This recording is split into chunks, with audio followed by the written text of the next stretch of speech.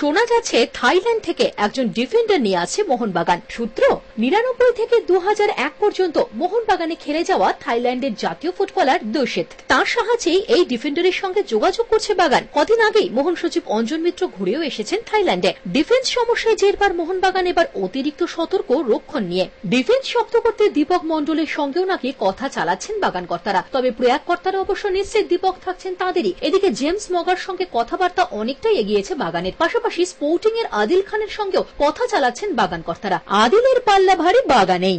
পরের মরশুমে কি দাদা তারিফ আহমেদের সঙ্গে একই দলে খেলতে দেখা যেতে পারে জুয়েল রাজাকে? ময়দানে জোর আলোচনা। ওয়েন্ডিসি ছেড়ে তারিফ নাকি এবার ভাইয়ের সঙ্গে যোগ দিচ্ছেন মোহনবাগানে। প্রয়াগ ইউনাইটেড থেকেও নাকি অফার রয়েছে জুয়েলের কাছে। তবে দাদার সঙ্গে একই দলে খেলতে যে মুখিয়ে রয়েছে জুয়েল।